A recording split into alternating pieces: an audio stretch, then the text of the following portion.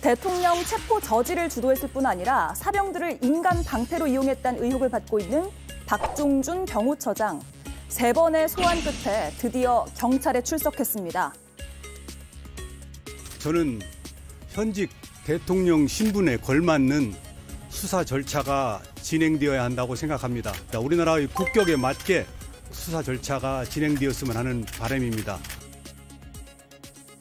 박 처장은 아이러니하게도 국격을 이야기했습니다. 문제는 이런 인식이 여당 전반에 깔려 있다는 점입니다. 대통령이 과연 죄를 가졌느냐 안 가졌느냐 이거를 밝히는 데 목적이 아니라 그냥 체포하느냐 마느냐에 무슨 목숨을 거는 것 같은 상황입니다. 다른 곳도 아닌 관저에서 수갑을 끌고 이 수갑을 채워서 끌고 가겠다는 얘기는 이건 국격을 이 엄청나게 떨어뜨리는 행동이고. 모든 국민이 법 앞에 평등하다는 헌법 11조를 생각하면 전혀 맞지 않는 주장들입니다. 법무부에서도 이렇게 정리를 했습니다. 공수처에서 지금 수사하는 것이 무리한 겁니까? 일단 체포영장이 발부됐기 때문에 그 부분은 적법하다고 법원이 판단한 거죠. 체포영장을 청구하고 발부하는 행태가 무리한 거냐고 묻습니다. 무리했다고 보일 수는 없습니다. 자, 이런 가운데 박종준 경호처장이 출석 직전 사직서를 냈다는 소식이 전해졌습니다. 그리고 조금 전 그 사표가 수리됐습니다. 이게 또 체포영장 집행에 어떤 변수가 될지 분석이 필요해 보입니다. 예, 박종준 경호처장이 사직서를 제출했고 그 사직서가 수리됐다는 소식이 막 들어와 있습니다. 저희 방송 직전에 속보가 전해졌습니다. 최성목 대행이 박종준 경호처장의 사직서를 수리했습니다. 앞서 박종준 경호처장은 사직서를 제출했습니다. 경찰 출석 전에 제출했습니다. 오늘 오전에 경찰 소환이 된 상황인데요. 특수공무집행 방해 혐의 등을 받고 있는데 박 처장은 경찰 출석 전에 사직서를 제출했습니다. 자, 그 외에 여러 속보들이 있는데 그 속보는 잠시 뒤에 전해드리고 이 얘기부터 해보죠. 사직서를 미리 제출하고 경찰에 갔다. 이거 어떤 의미로 봐야 될까요? 저는 항복했다라고 봅니다. 항복이요? 예, 이 박종준 처장이 그동안 위에서 아래에서 여러 가지 의견에 부딪혔을 것이라고 봅니다. 왜냐하면 국힘 내부도 그렇고 비서실도 그렇고 끝까지 버티라는 아마 신호를 줬을 것이라고 저는 생각을 합니다. 예. 그런데 아래에서 직원들 입장에서는 이게 무슨 대의가 있는 것도 아니고 도대체 왜 내란 수괴범을 경호라고 하는 이름으로 우리가 막아야 되는가, 그런 것에 대한 항의, 그리고 이른바 지휘부라고 하는 곳에서 그러한 죄를 저질렀을 때 다 막아줄 수도 없는 것 아닙니까? 직원들이 한 200명 정도 된다고 하는데 예. 이 직원들 개개인이 그 범죄에 대해서 본인들이 다 책임을 져야 되는 사안들입니다. 그렇기 때문에 위에서의 메시지와 아래에서의 메시지가 충돌될 때 본인 스스로도 도대체 어떻게 이거를 해야 되느냐라고 할 때 굉장히 무거운 중압감으로 이것이 다가왔을 것이라고 생각되고요. 그러니까 결국 본인이 이걸 하다가 본인 역시도 지금 책임을 져야 되는 상황으로 이 특수공무집행 방해죄라고 하는 제목으로 좀 몰려가자 본인 스스로 이 부담을 좀 떨치기 위한 것이 아닌가 싶고요. 그래서 저는 일단은 경호처 내부에도 매파와 비둘기파, 그러니까 빨리 이것을 그만두자라고 하는 파가 있고 더 강경하게 우리가 막아야 된다라고 하는 파가 있었을 텐데 네. 전 적어도 경호처장은 약간 비둘기파가 아니었나 생각됩니다. 그래서 이 부담을 좀 떨고자 사표를 냈고 오늘 수리된 것으로 보입니다. 예, 일단 이동학 위원은 박종준 경호처장이 본인의 의사에 따라서 사표를 낸 것으로 판단하고 계시네요. 그렇습니다.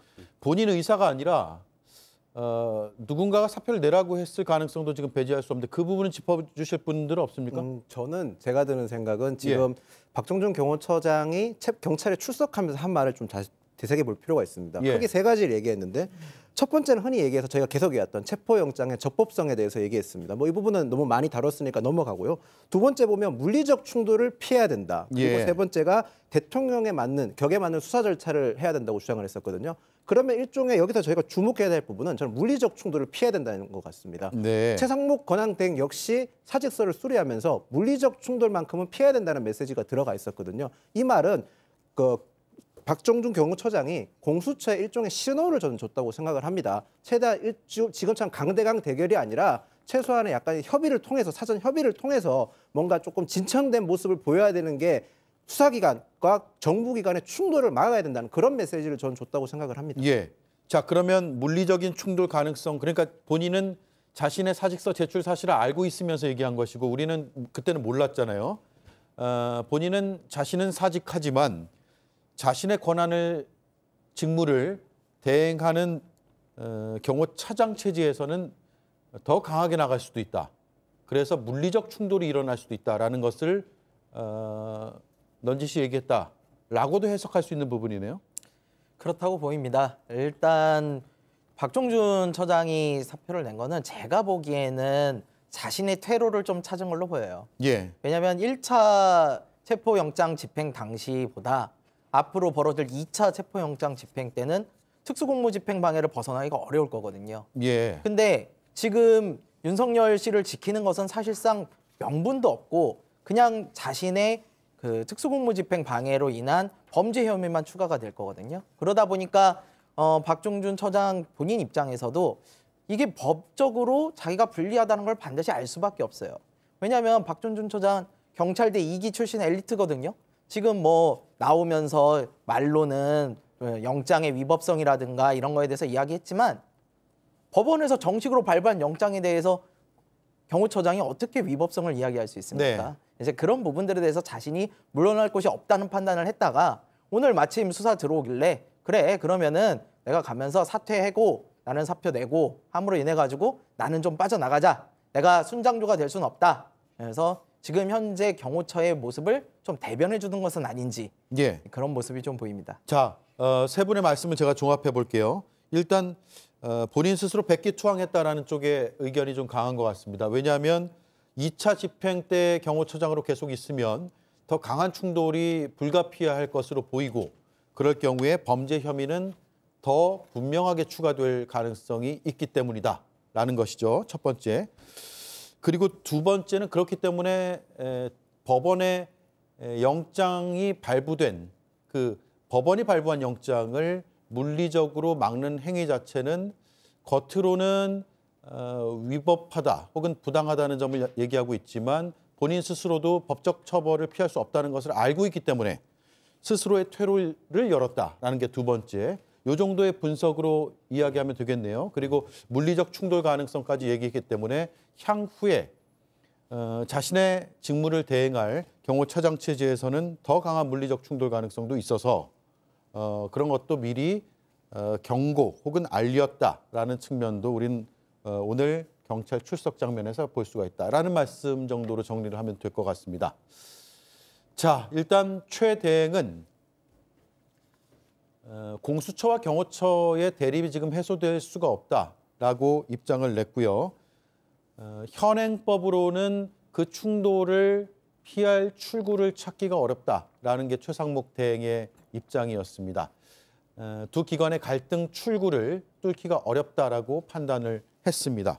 그리고 그 해법으로 여야가 합의를 해서 위헌 소지가 없는 특검법을 마련해달라고 최 대행이 국회에 요청을 했습니다.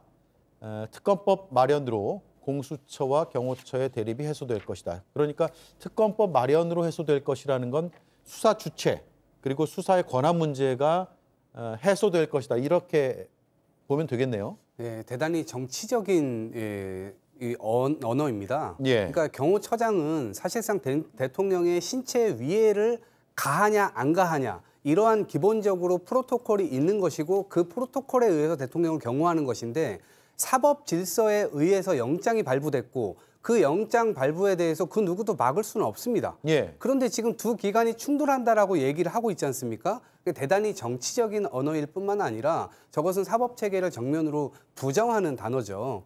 그런데 본인 내심에는 이러한 부분이 잘못됐다라는 걸 깨닫고 있었을 가능성이 전 크다고 보고 그럼에도 불구하고 저 자리에서는 마치 대통령의 말을 그대로 대변하는 듯한 말을 전달한 겁니다. 그런데 저것은 전 격가지라고 보고요. 예. 결국엔 시간 문제다. 그래서 대한민국이라는 나라가 지금 40여 년 동안 수많은 사람들의 눈물과 땀과 목숨, 피와 이렇게 민주주의를 차곡차곡 쌓아왔는데 한순간 이 계엄이라고 하는 것으로 민주주의가 무너지고 독재 국가로 변할 뻔했습니다.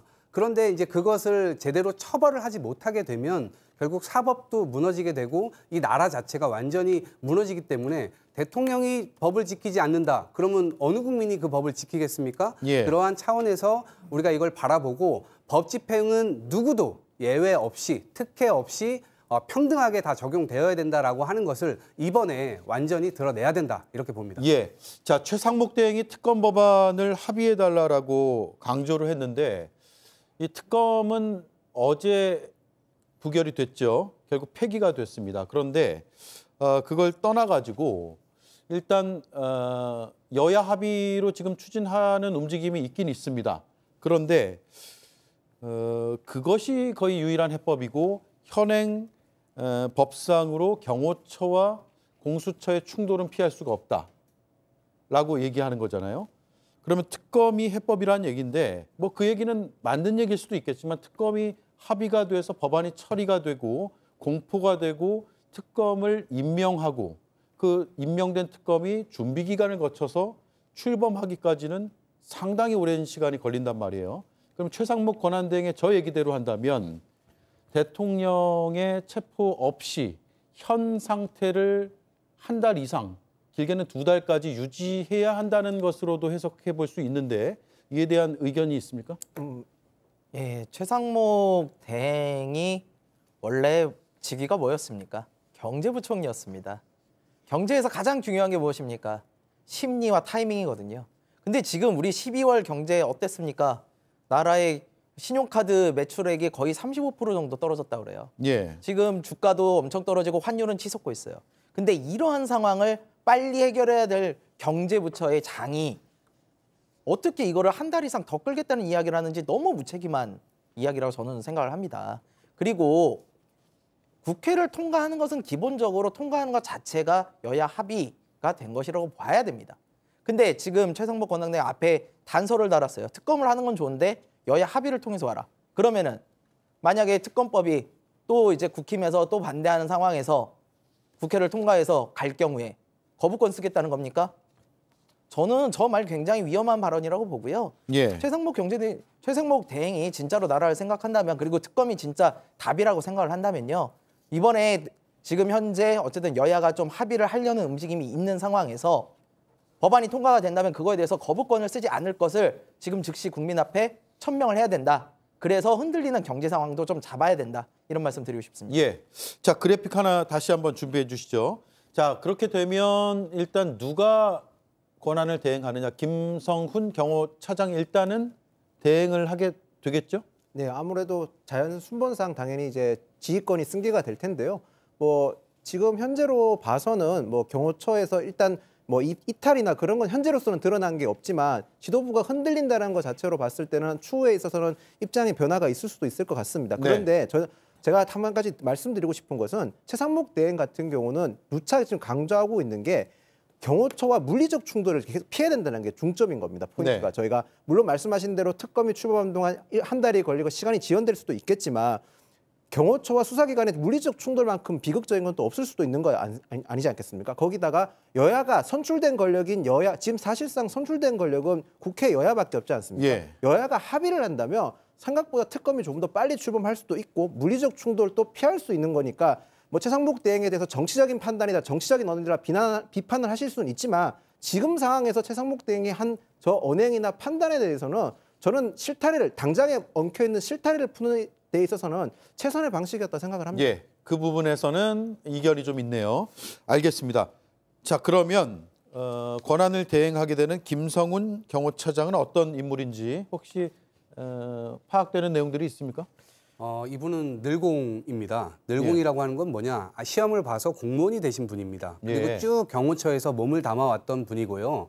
근데 이분이 지금 알려지기로 용현파, 그러니까 전 국방부 장관이었던 김용현 전 장관의 이 하수인이다라고 하는 그런 꼬리표가 붙어 있고요. 또 하나의 또 꼬리표가 붙어 있는데 김건희 라인이다라고 하는 표현이 붙어 있습니다. 예. 그러니까 이분이 지금 강경파로 분류가 되고 있습니다. 그래서 지금 물러난 이 처 장관은 조금 입장을 좀 달리하는 그런 입장에 서 있을 수 있다고 보는데 저는 이 지금 어떻게 보면 매파가 앞으로 나와서 이제 이거를 이끌게 되잖아요, 경호처를. 그런데 제대로 이끌 수 있을까에 대한 의문이 있습니다. 왜냐하면 지금 어쨌든 대의 명분이 대통령 쪽에 있지 않습니다. 경호처에 없어요. 그런데 경호처 직원들 자체가 흔들리고 있습니다. 그리고 본인이 늘공이었기 때문에 사실은 경호처라고 하는 사람들이 대단히 숭고한 일을 하는 사람들입니다. 대통령이 되려고 하는 이 많은 사람들 중에 그래도 국민의 어떤 표를 받아서 대통령이 됐고 나라의 중요한 결정, 역사적인 결정을 하는 그 사람을 신체적 위해로부터 완전히 지키는 일을 하는 겁니다. 자신의 목숨을 걸고서라도요. 네. 그러니까 그런 자부심을 갖고 일하는 사람들인데 지금 하루아침에 불법 위헌적인 계엄을 통해서 지금 국가의 위신이 완전히 추락되었고 그다음에 사법적으로 영장까지 정상적으로 발부되었는데 이 부분 자체를 경호처가 막는다. 신체적 위해도 아닌데요. 이거를 막는 그 명분이 지금 없는 상태에서 밑에서는 굉장히 부글부글 할 겁니다. 그래서 이 부분들을 끝까지 경호차장이란 분이 앞으로 대행을 하게 될 경우라도 책임져 줄 수 없는 일이기 때문에 이 지점에서는 역시 경호처장이 겪었던 그러한 이 의문 혹은 불안함 이런 것들을 차장 역시도 겪게 될 거다 이렇게 생각을 합니다. 예. 자, 김성훈 경호차장이 이동학 위원의 분석으로는 김용현 전 장관 라인, 동시에 김건희 여사의 라인이다. 그리고 상당히 이번 사안에 대해서 강경한 입장을 유지해왔던 인사다라는 것에 대해서는 대체로 동의하세요? 이 김성훈 차장과 이광우 경호본부장 이 두 분이 사실 경호처의 숨겨진 실세로 그동안 계속 이야기가 나왔었어요. 그리고 이 김성훈 차장 같은 경우는 원래 세종시에서 기획조정실장을 하던 인사 기획 파트에 계시던 분이거든요. 그런데 어떻게 갑자기 경호실의 차장급이 됐느냐? 이거는 사실 그 전에 경호처장이었던 김용현 씨에게 굉장히 잘 맞춰줬다라는 이야기가 많습니다. 그리고 그걸 넘어서서 사실은 대통령의 술 친구까지 해줄 정도로 굉장히 총애를 받는다. 이런 이야기까지 있어요. 그러다 보니까 굉장히 강성적이고 이제 대통령을 지키기 위해서 다 할 거다라는 생각을 좀 가지고 있다라고 주변에서 평가를 받고 있고요. 이 분이 지금 만약에 권한을 넘겨받아서 갈 경우에는 기존의 박종준 처장일 때보다 좀 더 오히려 경호처가 세게 움직일 수 있다.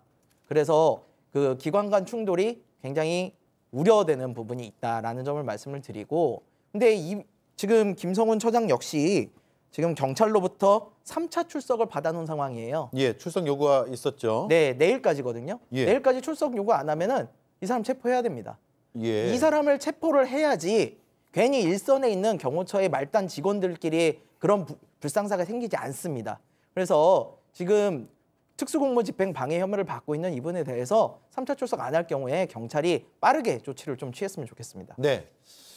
자, 박종준 경호처장이 경찰 출석 전에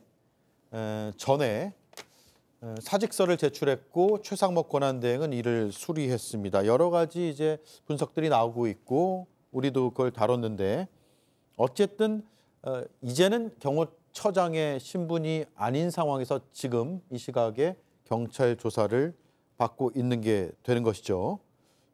따라서 경찰 입장에서는 오늘 사실 경호처장을 소환한 뒤에 조사하고 나서 체포할 수도 있다 이런 얘기가 나왔는데 체포의 필요성은 좀 떨어졌다라는 분석도 나올 수도 있을 것 같습니다.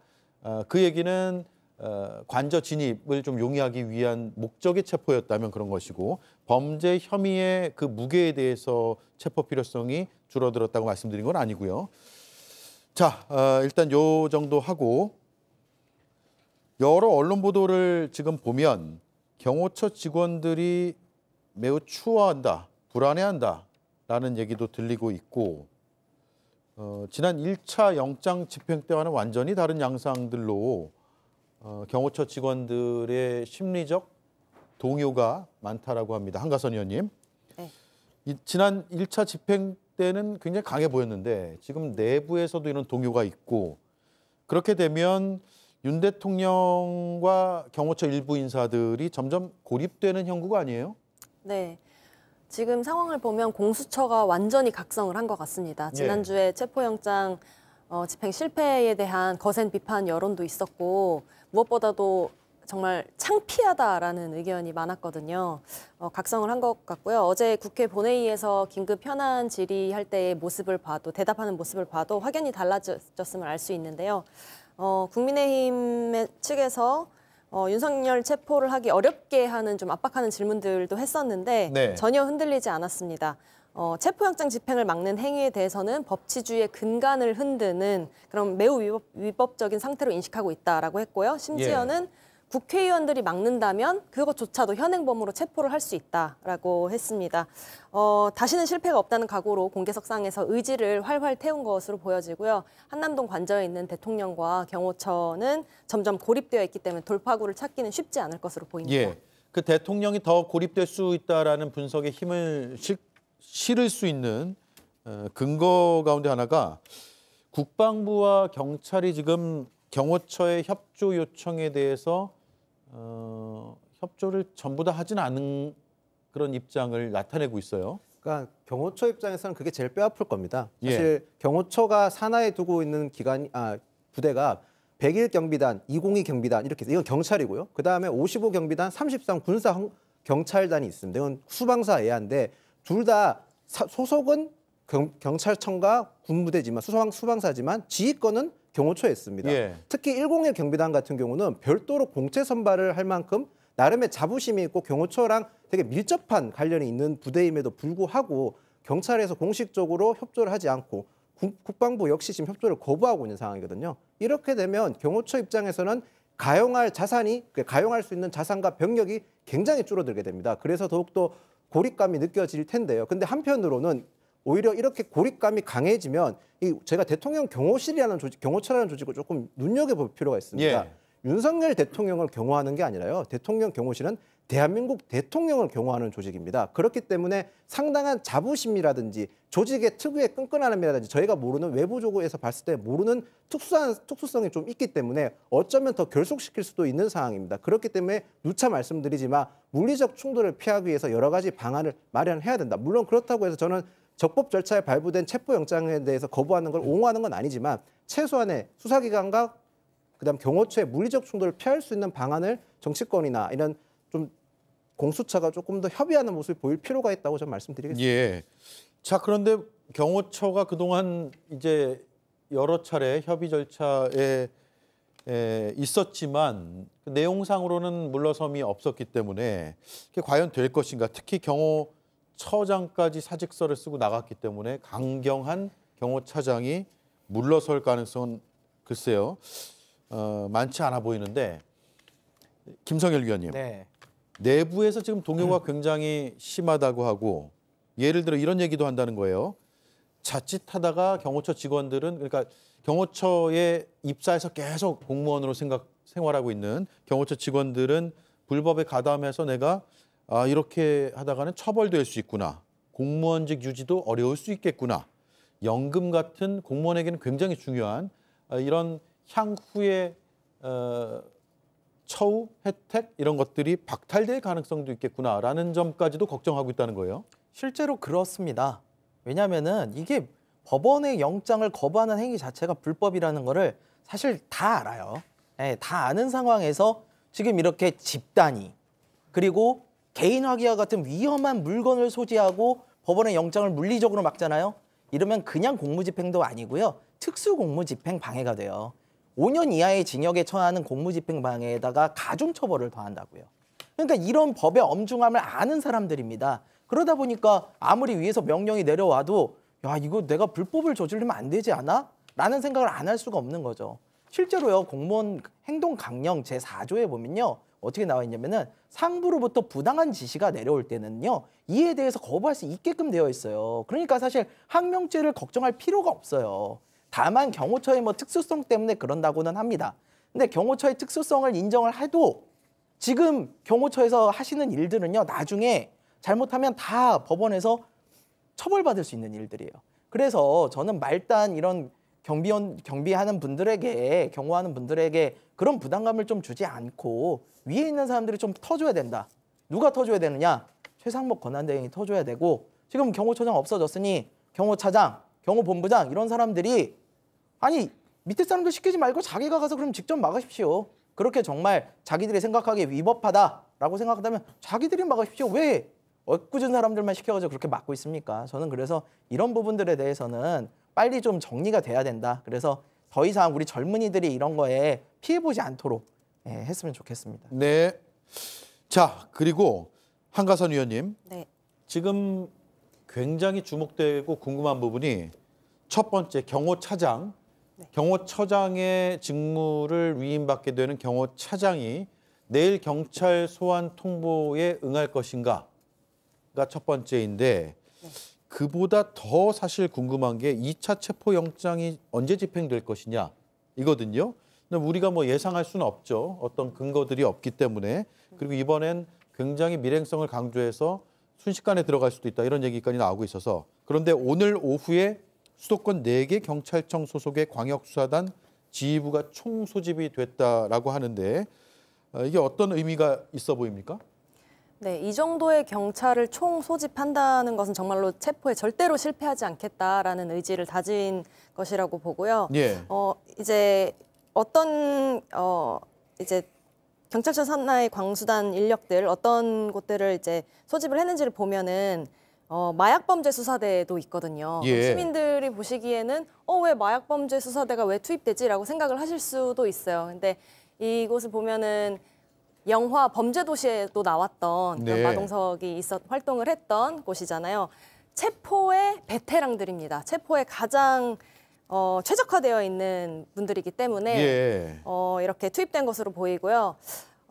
사실 이미 여러 경로를 통해서 경호처의 지도부와 경호처 직원들이 갈등을 하고 있다는 것은 알려져 있잖아요. 그렇기 때문에 핵심은 지도부를 먼저 체포를 하는 것이라고 생각합니다. 지도부를 먼저 체포를 하면 그 다음에 이제 수수는 자연스럽게 이루어질 수 있을 것이라고 생각합니다. 예, 경호처의 수뇌부들을 먼저 체포하고 경호처의 이른바 스크럼을 좀 무너뜨린 뒤에 진입할 수 있다. 네, 이게요. 추가적으로 조금만 말씀드리면 이미 입건이 됐잖아요. 그러니까 김성훈 경호차장, 이광우 경호본부장, 이진아 경비안전본부장 다 입건이 된 상태입니다. 네. 근데 체포에 응하지 않고 있어요. 그런데 만약에 이들을 체포하러 들어갈 경우에 경호처들이 이들을 막을 아무런 권한이 없습니다. 그렇죠. 본인은 본인 스스로 도피를 하거나 응하거나 둘밖에 없죠. 그렇죠. 경호처 직원들은 대통령을 경호한다는 어떤 그런 일념하에 지금 있는 거거든요. 그런데 경호처 차장, 경호본부장 이 사람들 잡으러 들어갈 때는 이 사람들을 경호할 아무런 의무가 없어요. 그걸 막으면 진짜 그야말로 그것 자체가 불법 행위가 됩니다. 예. 그렇기 때문에 지도부를 무력화할 수 있는 수단은 이미 공수처에서 만들어 놨기 때문에 크게 어려움 없이 지휘부를 무너뜨리는 것은 가능하다라고 보고요. 밑에 직원들도 이미 심리적으로는 무너져 있는 상태라고 보기 때문에 뭐 물리적 충돌을 할 거다라고 사실은 윤석열 대통령 측이나 이쪽에서 위협을 가하고 있는 것이지 이것은 뭐 이렇게 오래 짓는 게 많이 짓는 게가 사실은 사나워 보이지만 실제로는 내용은 없다 이렇게 보고 있기 때문에 공권력이 강력하게 집행을 하면 저는 이번에는 통할 것이다 이렇게 봅니다. 예, 자 형사 기동대가 510명 정도, 마약 범죄 수사대가 150명 정도. 그래서 다 합치면 4개 경찰청 산하의 광수단 인력이 1000여 명이 된다고 합니다. 굉장히 베테랑으로 꼽히는 인력들, 경찰들만 모았고 평소 업무 대부분이 무기를 동원해서 저항하는 그런 마약, 조직폭력 범죄자들을 체포하는 임무를 주로 해왔다고 합니다. 네, 대통령 체포영장 집행에 마약범죄 수사대까지 동원한다고 하니 참, 네, 현 상황이 씁쓸하게 느껴지네요. 그리고 대통령도 얼마 전에 반국가 세력이 마약 천국을 만들고 있다, 마약 소굴을 만들고 있다라고 했는데 아이러니한 상황까지도 벌어졌습니다. 근데 이게 지금 제가 하나 말씀드리고 싶은 거는 지금 경찰이 입장을 보면요.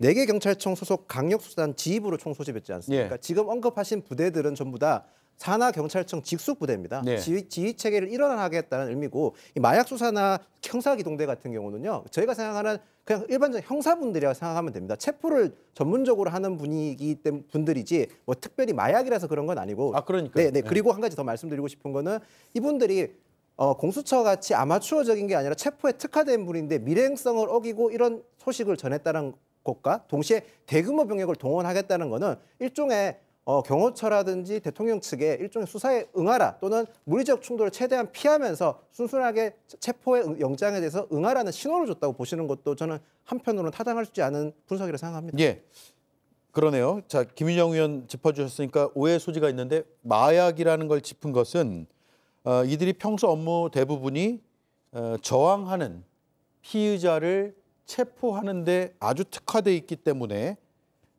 분야라기보다는 체포에 특화돼 있기 때문에 이번에 투입이 된다라는 점을 제가 다시 한번 말씀을 드리겠습니다. 오해 소지가 없기를 바라겠습니다.